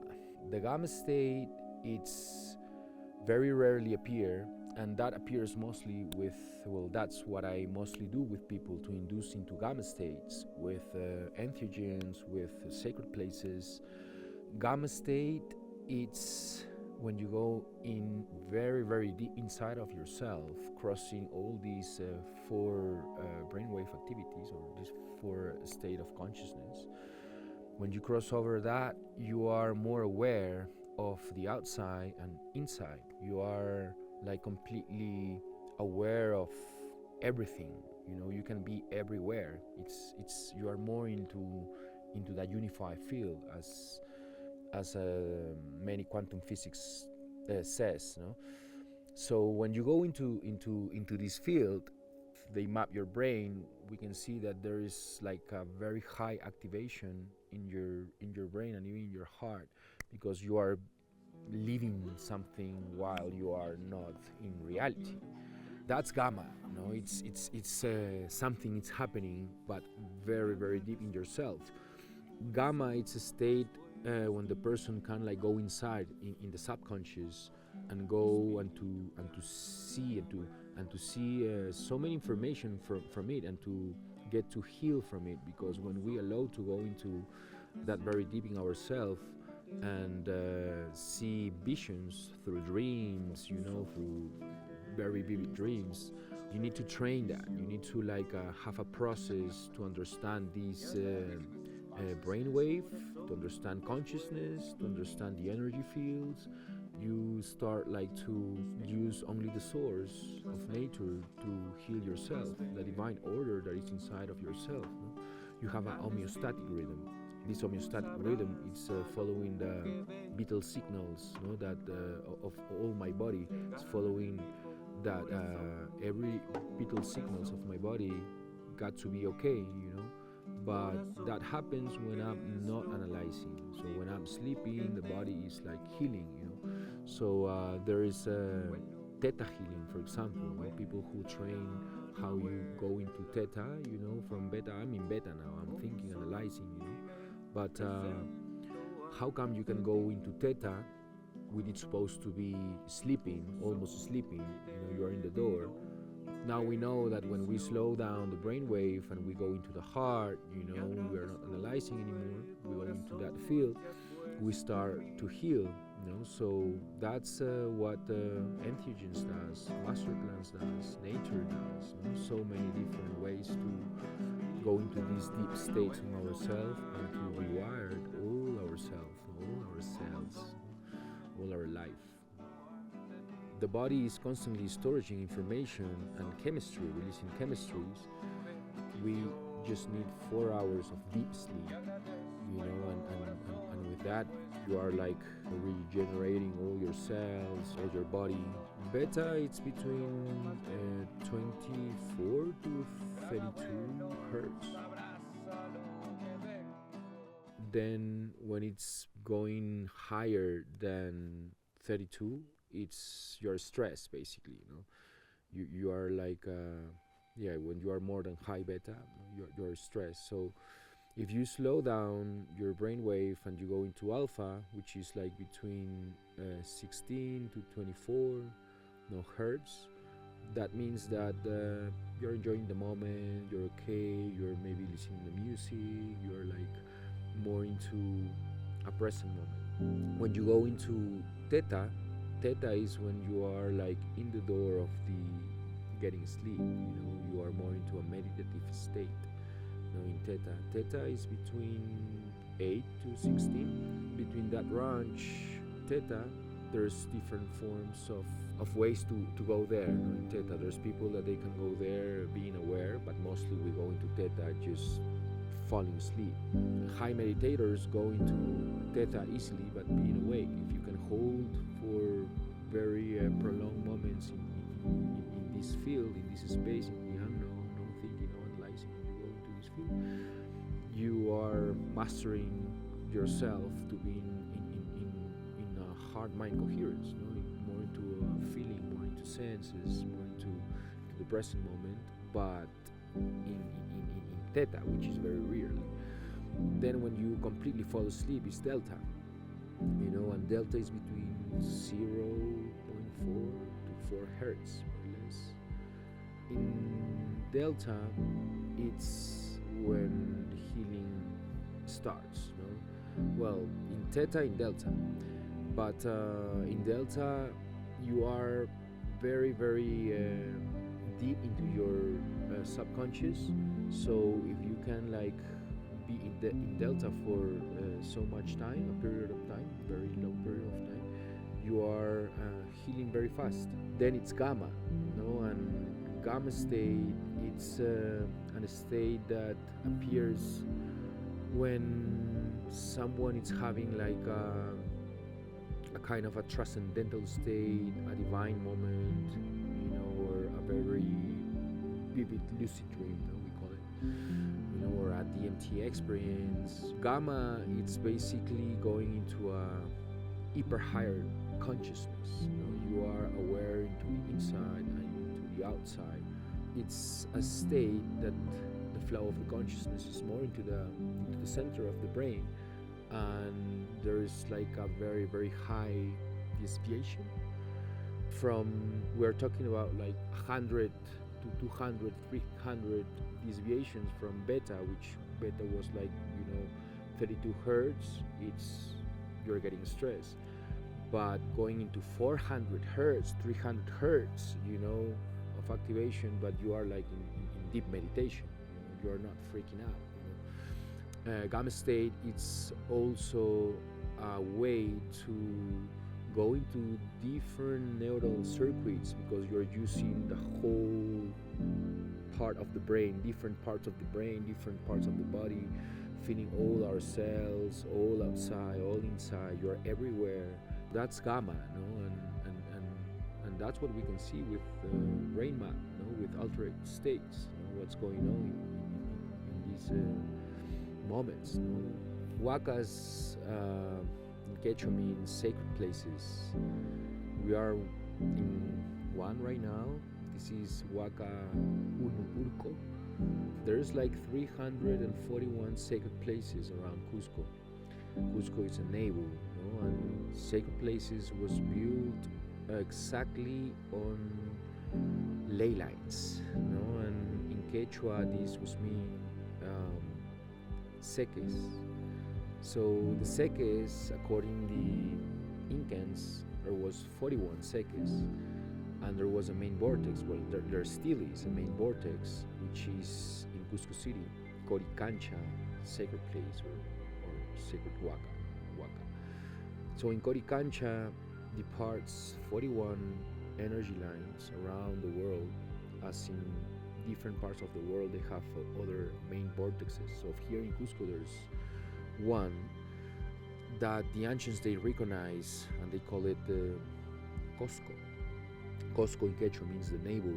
Basically, so many people they come into the navel to recognize the original mom, that you come from Pachamama, that you come from this great mother, the Gaia. So the sacred places were created by our ancestors in exactly these ley lines that run from Cusco, Coricancha sacred place.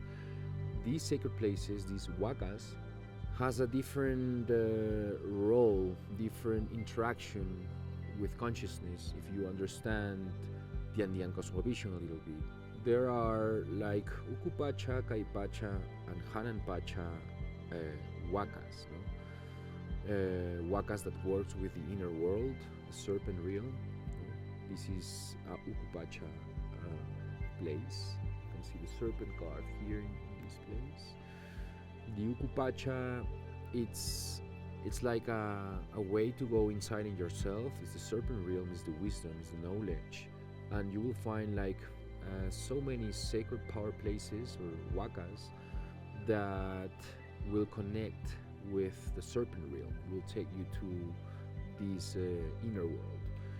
You will find a lot of serpents carved in Cusco City. We're talking about like temples of thousands of years that you still can see the serpent carved on the rocks. There's wakas also with feline representation. There's Andean trilogy, we call it, the serpent, the puma, and the condor. So there are sacred wakas with energy of the feline.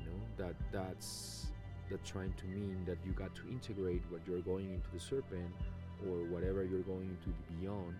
You got to bring it into this world, into your body, into this moment. So there are wakas that teach you specifically that.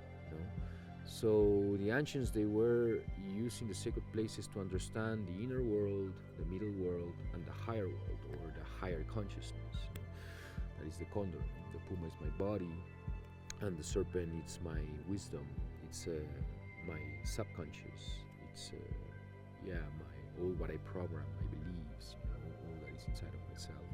It's darkness too, all my shadows.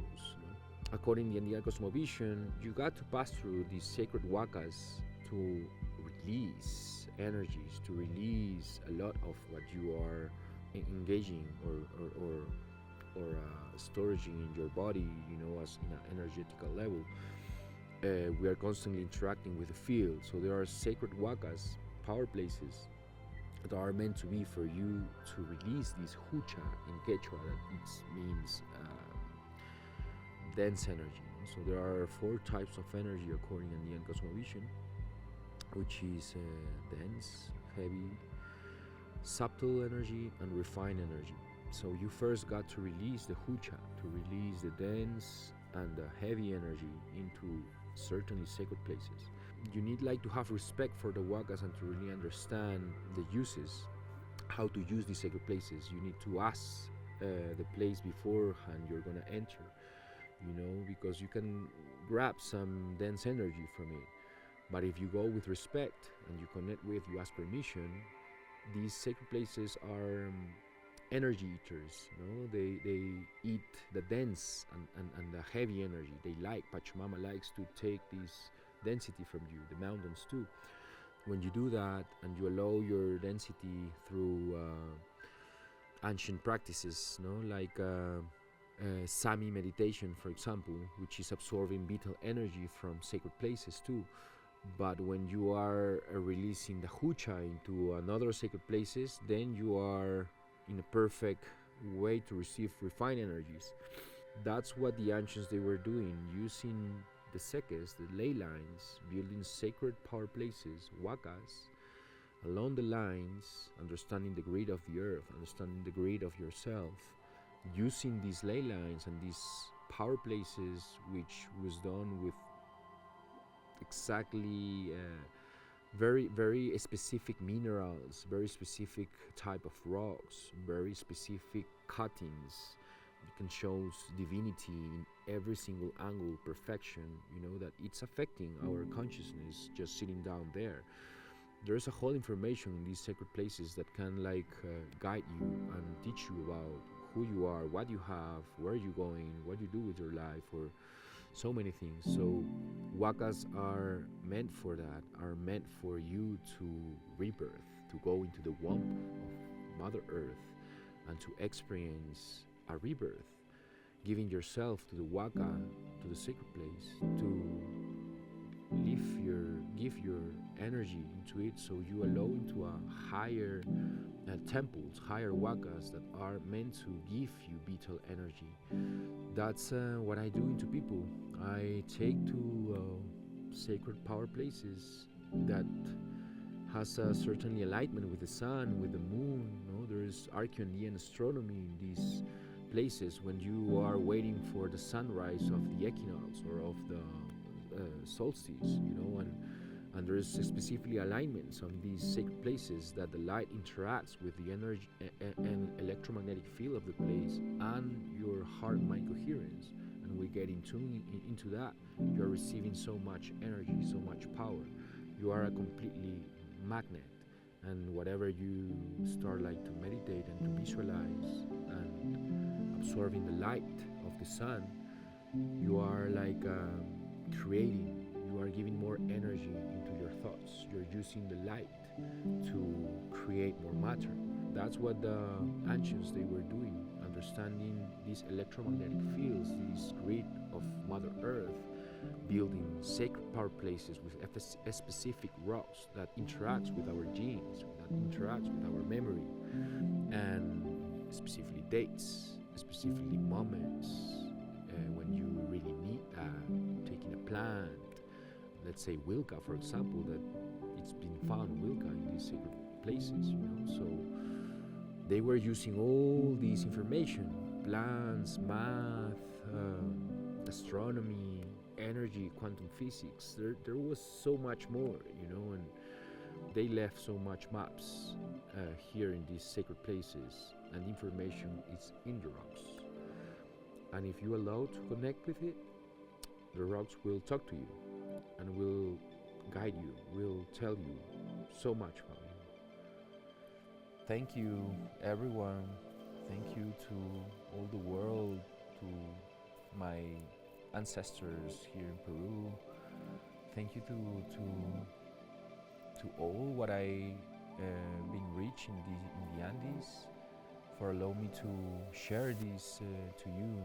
I'm writing books about the so many hundreds of people that I carrying the reports of them. I'm still every day healing different people, but it's so hard for me to keep writing so many experiences, but doing this documentary, I think that it's like a portal for so many to understand that they have so much inside, and they can just get in tune with nature whenever you feel the call. If you feel the call, I am here for you guys to show you these divinities, these sacred places, the medicinal plants, the locals here, the Queros people.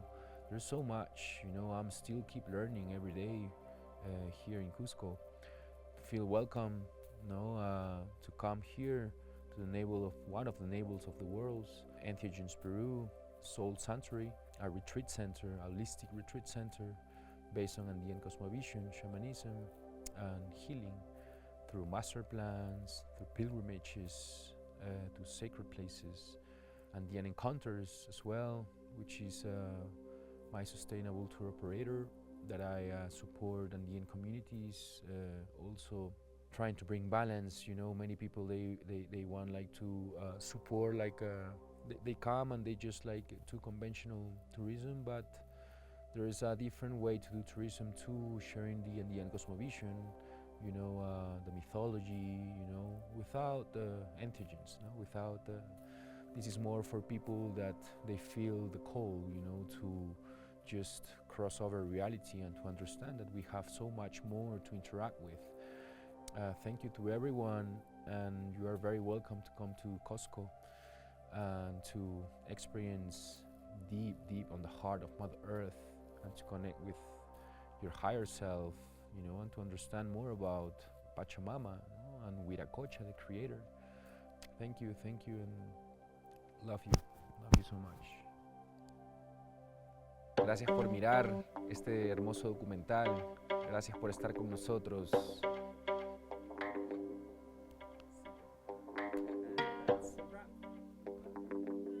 Whoa, just like a dragonfly cross was Turkish.